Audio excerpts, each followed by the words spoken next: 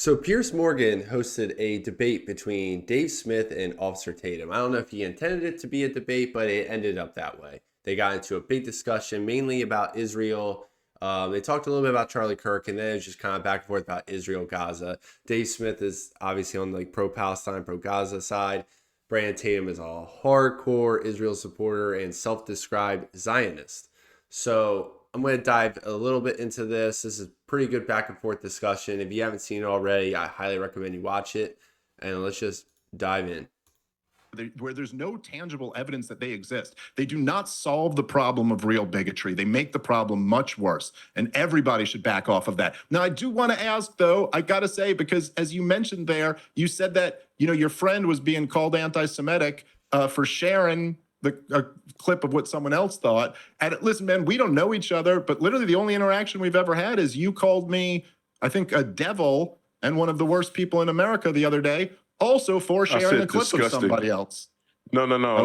Devil. I'm glad you brought it up.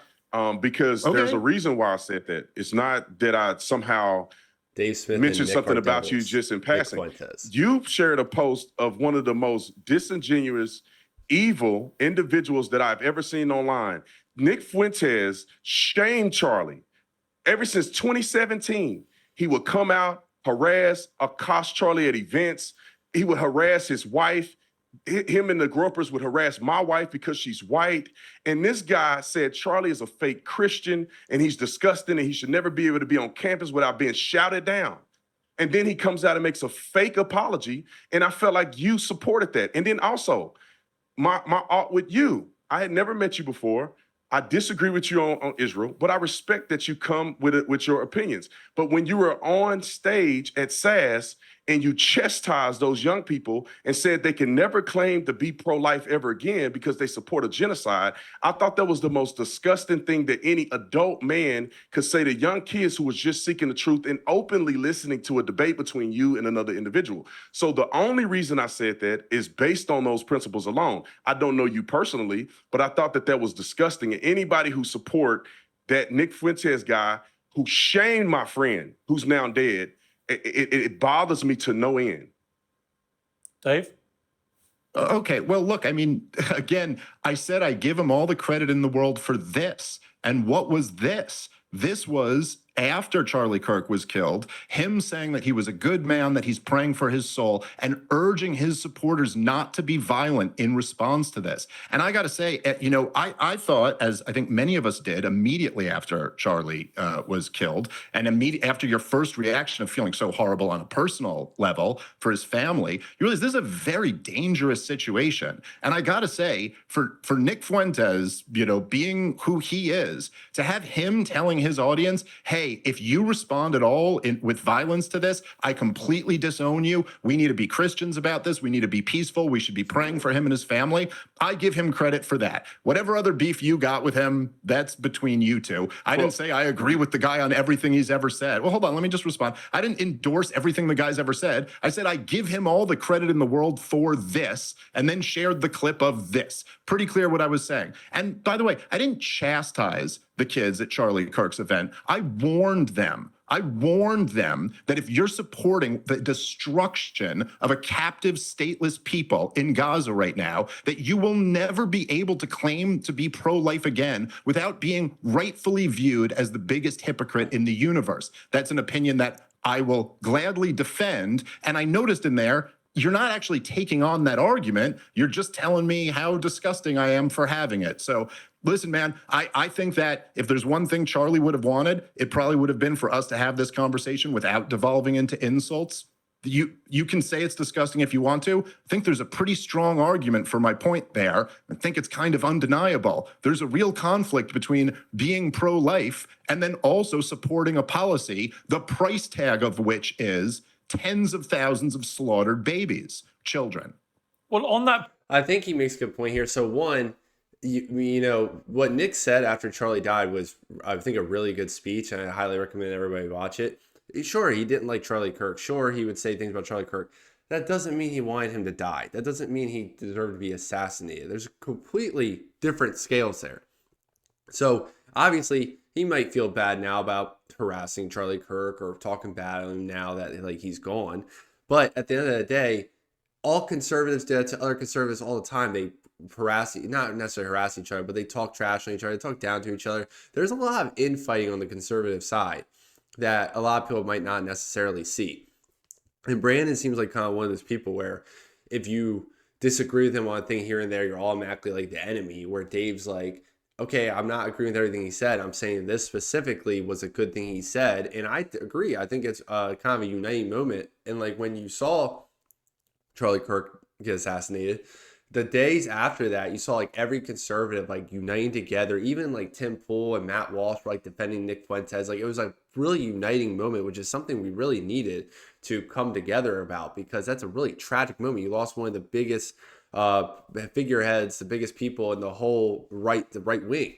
And when I saw Officer Tatum make that tweet, I thought it was just absolutely disgusting and just really bad timing. Like everyone's uniting. Dave's complimenting Nick. People are defending Nick, and you're gonna go call them disgusting devils. Like it was like literally 2 days after Charlie died.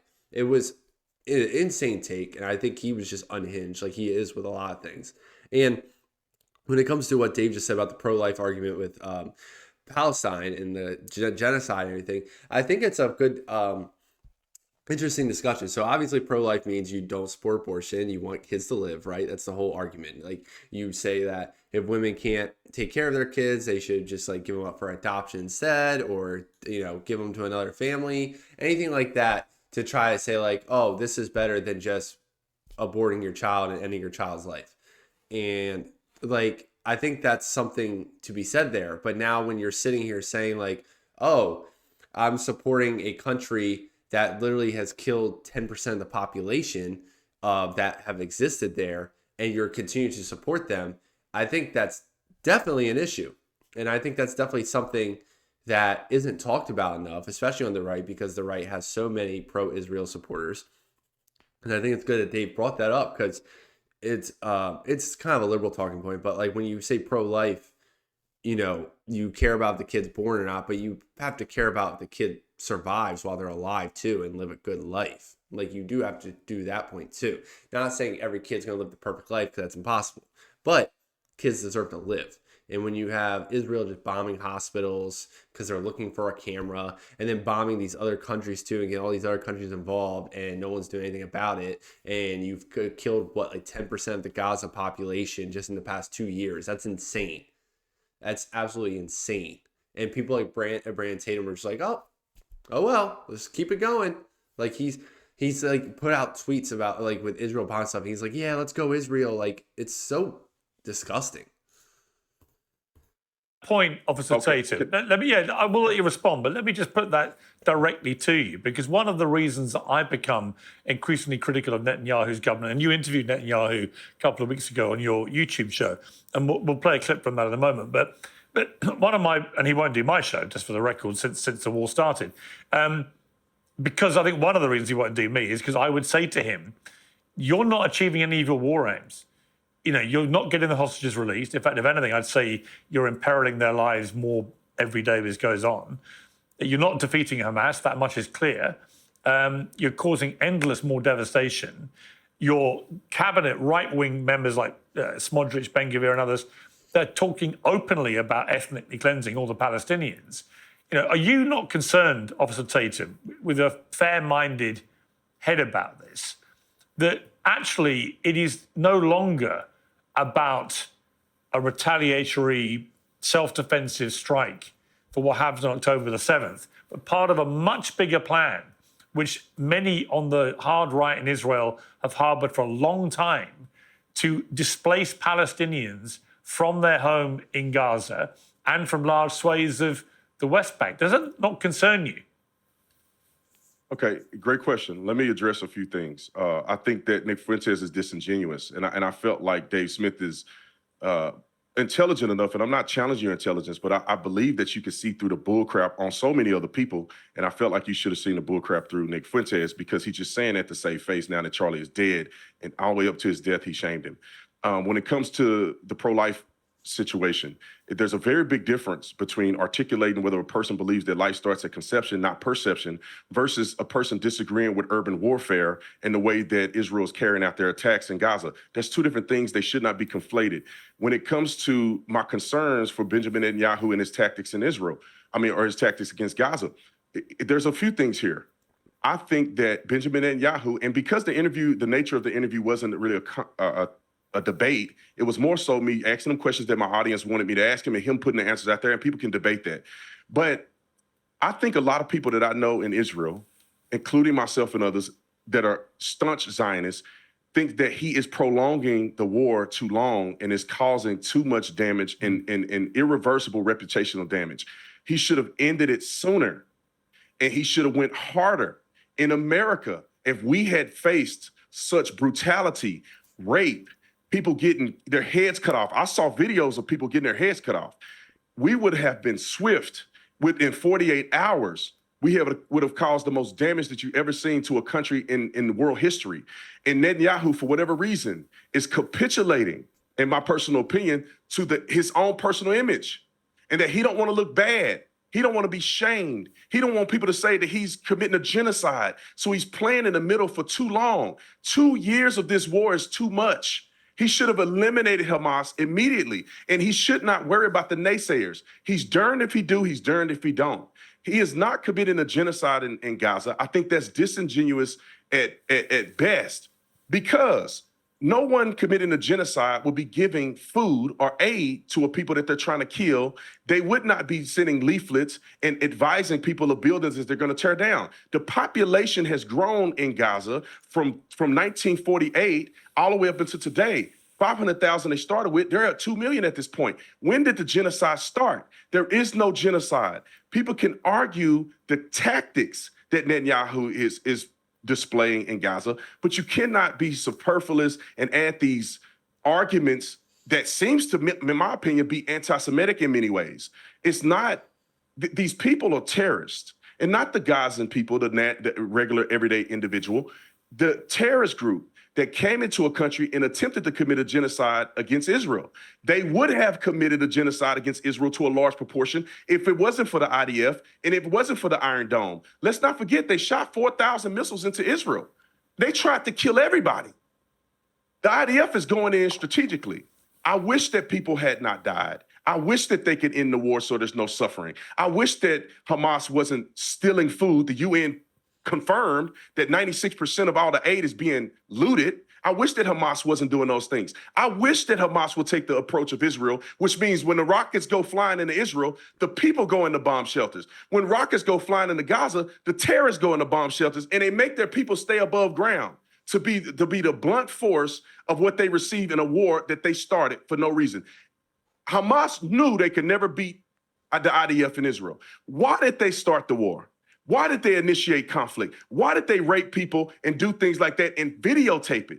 Why do they still have hostages? And you know the unpalatable. This is literally the dumbest argument I've ever heard. So basically he's saying there's no genocide happening now because the population of Gaza has grown since 1948. The population of every country on the planet, every piece of land on the planet has grown since 1948. That's the dumbest thing I've ever heard. That would be like Hitler saying, oh, I'm not ending all the Jewish people's lives because their population has grown since 1850. And now that it's 1940, it's not a genocide on them because their population grew 90 years ago. The dumbest argument I have ever heard in my life. And then he's sitting there saying, oh, the Hamas, which, you know, attacking Israel doesn't mean you're pro-Hamas. I'm not pro-Hamas. I'm not pro-Israel. Just put that out there. He's basically saying, oh, Israel sends out leaflets to let them know they're going to blow up their apartment building. Okay, so what happens to them after? They sent out little leaflets an hour before basically saying, hey, grab everything you've ever owned because we're going to bomb your home. And then they have to get everything out. Then the missile comes. Their apartment building is gone. What happens to them after? Israel's not taking care of them after. What happens to them? They just lost everything they've ever built. And then he's saying, oh, Hamas makes them stay above ground. Okay, so if you're Israel and you know this missile Hamas is going to hide from, and you know innocent Palestinians are going to be above ground, why would you launch the missile? If you know they're going to do this, Why would you do that?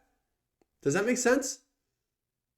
And it's like Netanyahu definitely wants this war going on, because you're not going to convince me, and maybe someone could say something in the comments. I just don't see it. You have one of the best intelligence agencies on the planet. You have the backing of the United States. You have the backing of the best weapons you could possibly buy on the planet, the best intel at anything. And you're telling me you can't defeat Hamas? Come on. You're definitely extending this war. And then they also want to displace everyone, basically take over the region, which Netanyahu's been pretty open about. He doesn't want a ceasefire. He has a ceasefire with Hezbollah in Lebanon, and ever since that ceasefire, he's broken it 600 times. He doesn't want ceasefire with these groups. He just wants these wars to keep going on and then keep collecting United States money. And it's disgusting. Now, like I said, it's not defending Hamas, but what Israel is doing is absolutely disgusting.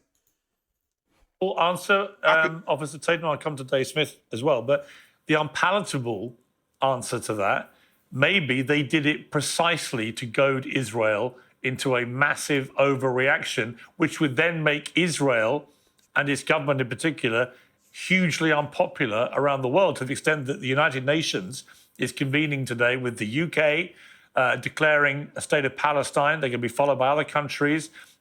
Only really America and Israel's opposing this, but it may well be that Hamas, being a bunch of evil terrorists, thought if we do this, Israel will massively overreact. They don't care about their own people dying. That's completely obvious.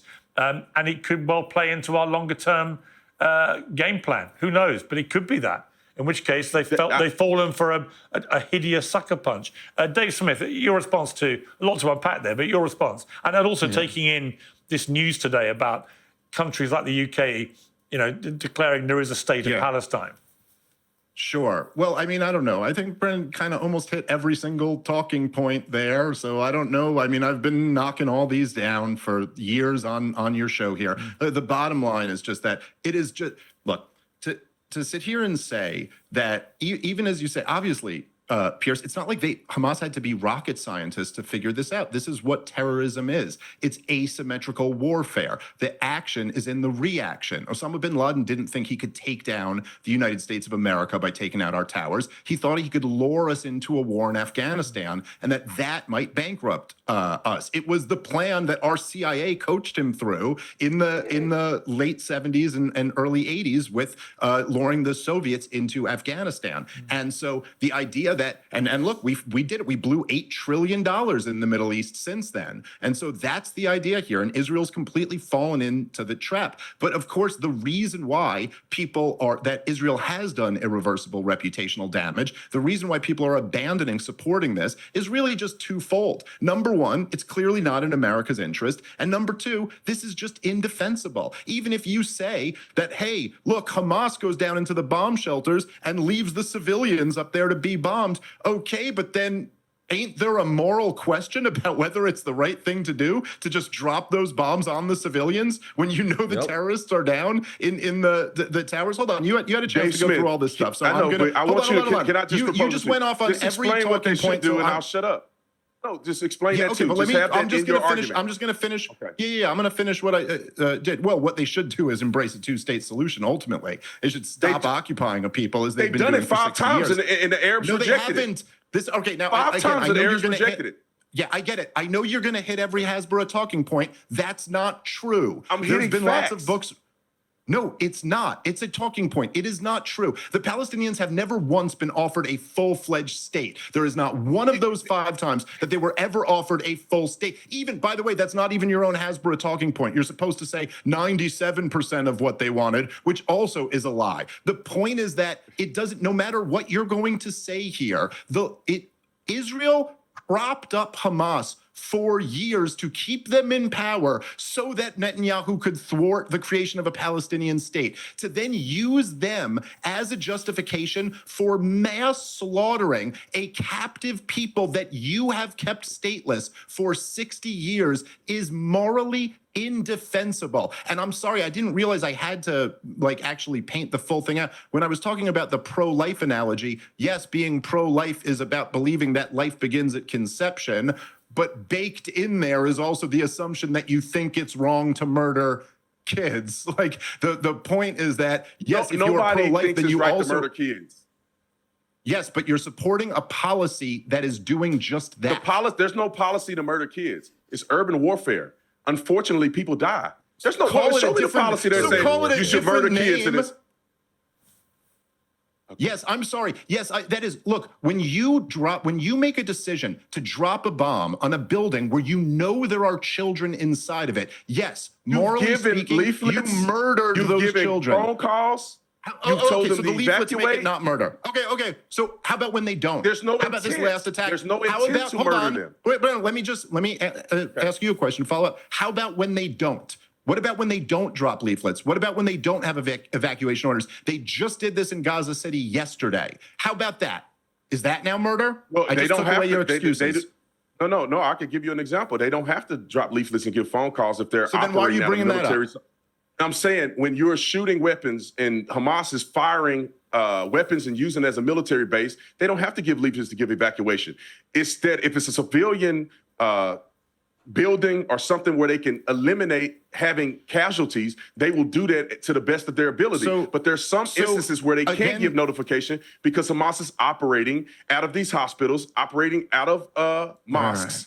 And they have to do what they have to do in this warfare. They have to. No, they don't. They actually don't have to. They what should they do then? Do this. What should they do? By the way, I love what Piers. should they do? I love I love Piers. I think it was Aaron Matei who coined this phrase. I could be wrong about that, but someone said the entire Israeli case rests on you saying that nothing justifies October 7th, but October 7th justifies anything. Like nothing. You're sitting here. Yes. Look, what you can do, pick one Dave? side or the other. 1 second. You can pick one side. I'll answer that question, but just interrupting my point with that question over and over again is just so I can't make my case. There is no. You can go tit for tat here. There's been terrorism on both sides. Israel has been occupying Gaza and the West Bank / and or controlling Gaza and the West Bank since 1967. There's going to be resistance to that. And then for you to say that resistance now justifies us slaughtering people by the tens of thousands, destroying all of Gaza is just, there's no logic in it. There's no morality in it. What should Israel have done? Number one, Benjamin Netanyahu should have resigned on October 8th. After his plan to prop up Hamas, being this genius right-winger that I'm going to keep Hamas in power because, in his words, he could control the height of the flame and this will balance things and thwart a Palestinian state. When that blew up in his face, he should have resigned in disgrace that day. They should have had a real investigation about what actually happened on October 7th. Our late friend had some questions about that, didn't he? Yeah, he did. They should have really looked into that, which we've never gotten to the bottom of. And then they should have done surgical strikes, targeted assassinations, as Israel has always done throughout their entire history with the terrorism problem. They have never, until Netanyahu, treated it as a problem for the regular old army, and it should have culminated in a real peace process. They should have said, we are going to take out the people responsible for this by targeted strikes. And at the end of that, we're ending the occupation. We're giving all of East Jerusalem, all of the West Bank, and all of Gaza to the Arabs. It's their decision what they want to do in the future. But if we are attacked, we will treat them as a foreign nation and go to war with them. That's what the response to October 7th And by the way, I think it's interesting too is he mentioned our late friend. So he's talking about Charlie Kirk. Charlie Kirk obviously has always been like a pro-Israel guy up until he died. But a lot of people have been talking about like, oh, he's been questioning Israel towards the end. And there was this clip going around that's pretty viral after October 7th, where Charlie was like, I've been to Israel. I've seen like the border and everything. I've seen all the IDF soldiers. He's like, it's near impossible to get through there. And he said it didn't make sense that all those Hamas were all able to come in at once. Like he was starting to think maybe it was an inside job. Maybe Israel allowed them to come in because based on how their security is, it made absolutely no sense to him. And there's been a lot of people who have questioned this too. It's not just him. So it's really interesting that to this day, we still don't really have an answer on how they were all able just to come in like that. And it was undetectable. But yet they can catch missiles in the air with their Iron Dome. So there's something a little odd there. Obviously, we have Officer Tatum, who's like a diehard Israel guy. And then we have Dave Smith, who obviously doesn't support Israel. It's really interesting because Dave Smith's Jewish and doesn't support it. And then, you know, Officer Tatum's a black conservative and it's loves Israel. I think he went there like a month ago to visit Netanyahu along with a bunch of other conservative influencers, obviously paid for by Israel. I'm assuming anyway. But this is a really interesting debate. I highly recommend you guys watch the whole thing. It's the first like 20 minutes of this is Piers talking to Dennis Quaid, and then after it gets into this debate, I don't want to make this video too long, so I think there's like another 10 minutes of this after this, of them just kind of going back and forth about basically everything you just saw here about the war, how Netanyahu definitely could have ended it sooner if he wanted to. He's just choosing not to. He has the resources to take down Hamas, and it does feel like he's just prolonging this out as long as he can. Because, I mean, at the end of the day, it really doesn't seem to matter who's in office, Democrat, Republican. They're backing Israel. Biden backed Israel the last 2 years. Trump has been backing Israel the past 8-9 months. Doesn't matter who's in office. They have the full-fledged support of the United States. And as long as you have the support of the United States, you can pretty much do whatever the hell you want. And Netanyahu knows that. So thank you guys for watching. Leave a comment. Let me know what you think about Dave Smith versus Officer Tatum here. Subscribe to the channel. Subscribe to all my other social media accounts in the description. I'll catch you next time.